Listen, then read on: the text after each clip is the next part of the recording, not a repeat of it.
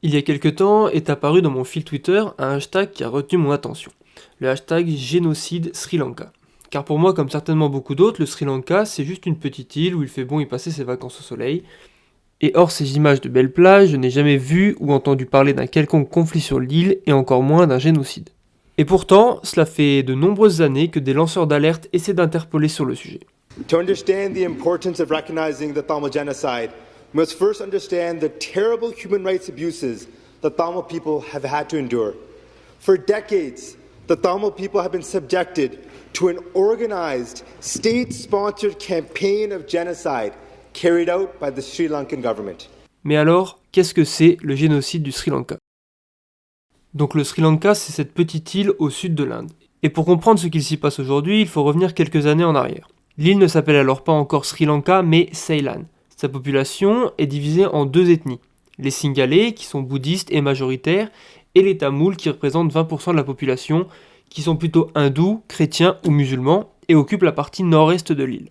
Les deux parties se considèrent comme les premiers arrivants sur l'île, ce qui a engendré de nombreux conflits tout au long de l'histoire, une question dont encore aujourd'hui personne n'a la réponse. À cette époque, l'île est colonisée par des puissances européennes, le Portugal d'abord, puis les Pays-Bas et enfin le Royaume-Uni. C'est lors de l'occupation de ces derniers que les tensions entre les deux peuples vont s'exacerber. Les Anglais font venir des Tamouls d'Inde sur l'île et leur octroient, de manière générale, un traitement plus favorable en leur offrant plus d'accès aux infrastructures et aux installations éducatives qu'aux Singalais. Cela leur permettant donc logiquement d'occuper les plus hautes places de la société. Ce choix des Britanniques de favoriser une partie de la population est fait de manière à respecter le vieil adage « diviser pour mieux régner ».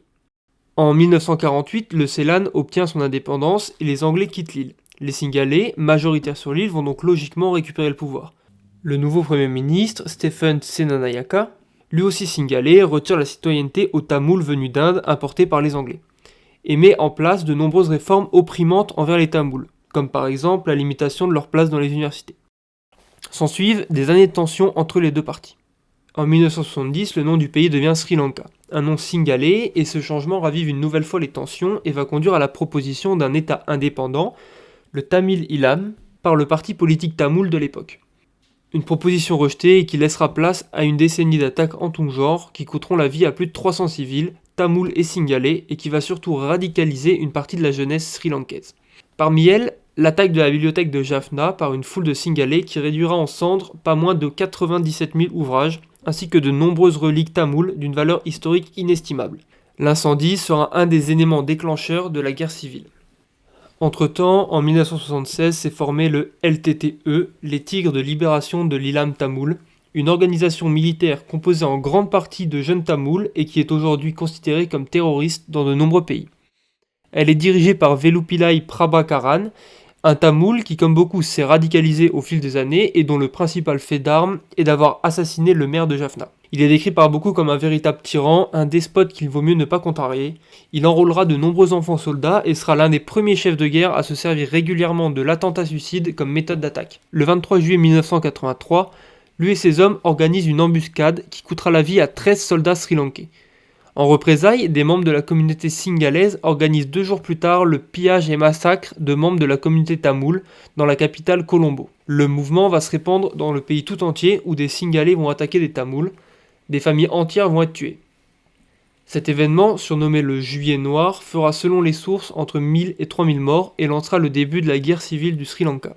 Si des tentatives de négociation sont rapidement évoquées, elles échoueront encore plus rapidement. Et c'est en 1987 que les combats prennent une autre dimension, à la suite de nombreuses attaques et attentats suicides menés par les Tigres, qui sont soutenus de manière officieuse par l'Inde et qui leur apportera un soutien financier et des infrastructures. Le gouvernement sri-lankais a aussi des alliés, dont notamment la Chine, à qui il achète des armes, mais fait surtout appel à des mercenaires britanniques qui mèneront de nombreuses attaques et seront auteurs de nombreux crimes de guerre. Le journaliste anglais Phil Miller, qui a travaillé sur la question, les décrit comme des méthodes de guerre aussi sinistres que lancer de l'acide depuis un hélicoptère, abattre un enfant d'1 an bercé dans les bras de sa mère, qui a elle-même perdu un œil, brûler des maisons et détruire des fermes et du bétail, tuer un boulanger et un prêtre, et tirer sur les personnes qui tentaient de mettre un cadavre dans une camionnette. Des médecins ont par exemple expliqué que les hôpitaux, dont les adresses étaient communiquées au gouvernement ou à la Croix-Rouge, étaient systématiquement bombardés. Ceux dont les positions restaient inconnues ne l'étaient pas. Et en 2006, 17 salariés d'Action contre la faim seront assassinés dans leur bureau par des soldats du gouvernement, alors qu'ils sont clairement identifiés comme humanitaires. Un événement qui à l'heure actuelle n'a débouché toujours sur aucune enquête judiciaire. Vous l'aurez compris, des deux côtés, les crimes de guerre seront légion durant ces 26 ans, les attaques répondant aux attentats suicides et inversement, et ce jusqu'au mois de mai 2009. Les tigres sont depuis plusieurs mois repoussés dans le nord-est de l'île aux abords de Putumatalan et sont encerclés par l'armée sri-lankaise. Des dizaines de milliers de civils majoritairement tamouls sont aussi sur place et sont retenus par les forces des tigres qui s'en servent de boucliers humains contre les attaques de l'armée. De son côté, le gouvernement du président Rajapaksa, à la tête du pays depuis 2006, assure vouloir sauver les civils sur place, mais dans les faits, et ce malgré les demandes de cessez-le-feu, il va faire bombarder sans relâche la zone. D'après les différentes estimations, ces 5 derniers mois de conflit causeront la mort de 40 à 70 000 personnes, majoritairement civiles, ce qui en fait l'attaque la plus meurtrière du XXIe siècle. Encore aujourd'hui, des personnes présentes sur place sont portées disparues, plaçant même cette année le pays en tête du classement des pays avec le plus de disparus au monde. Le 18 mai, les membres des Tigres sont retranchés sur une bande de terre d'une centaine de mètres, complètement encerclés par l'armée. Leur chef Prabhakaran est alors tué par l'armée sri-lankaise, mettant ainsi fin à une guerre de plus de 25 ans. Voici finalement la preuve que tout le monde attendait. Les images de la dépouille de Velupillai Prabhakaran, l'homme qui a mené durant 25 ans une rébellion sanglante au nom du peuple tamoul. Le président sri-lankais parade. Dans son discours au Parlement, il se félicite d'avoir libéré le pays du terrorisme. Et dans les rues de Colombo, la statue en carton du chef de l'État symbolise la reconnaissance, car hier, l'armée a proclamé la victoire totale sur les séparatistes tamouls.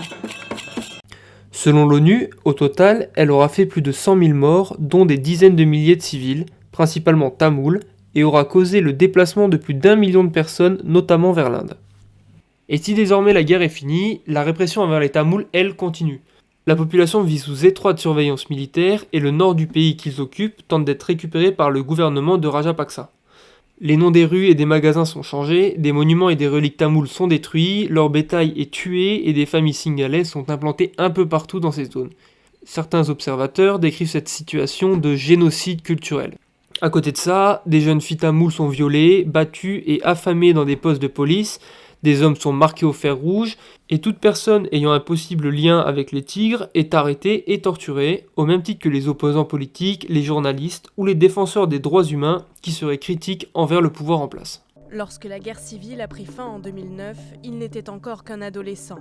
Violé et battu, il fait partie des quelques 50 hommes de la minorité ethnique tamoule, victimes de tortures et d'abus sexuels sous l'actuel gouvernement sri-lankais. பார்த்தாலே திருப்பி சில நேரத்தில் வேறு வேறு ஆக்கள் இந்த தலைகளை கட்டி வச்சுட்டு பரலுக்குள்ளே தண்ணி இருக்கும் உள்ளே விட்டு அடித்தாங்க தலையை உள்ள விரலுக்குள்ளே விட்டுட்டு தண்ணி. Tous ont demandé l'asile politique en Europe. Au Sri Lanka, ils sont accusés de vouloir raviver le conflit qui opposa pendant 26 ans le gouvernement aux Tigres de la Libération, organisation séparatiste luttant pour la création d'un État tamoul. De nombreuses voix s'élèvent aujourd'hui de la part d'expatriés tamouls qui demandent aux Nations Unies de se pencher sur le sujet et demandent de reconnaître les événements de 2009 comme un génocide, ainsi que les crimes de guerre perpétrés par les régimes de Rajapaksa et ses prédécesseurs. Des recommandations qui restent vaines pour le moment puisque très peu de choses sont faites. La Chine, qui est le plus grand allié du Sri Lanka, fait tout pour ralentir les opérations au niveau des hautes instances. Et de son côté, le pays fait en sorte de bloquer tout rapport et observateur d'organisations de défense des droits de l'homme. Une stratégie qui fonctionne puisqu'à l'heure actuelle, très peu de choses sont faites au niveau international pour aider les Tamouls qui sont toujours plus nombreux à quitter leur pays pour fuir les persécutions. C'est la fin de cette deuxième vidéo de la chaîne, j'espère que tu auras appris des choses. Le sujet des conflits au Sri Lanka est un sujet extrêmement complexe, donc si tu veux en savoir plus, il y a plein de liens dans la description qui peuvent t'aider à approfondir le sujet. Et si la vidéo t'a plu, n'hésite pas à l'aimer, la partager et à t'abonner à la chaîne.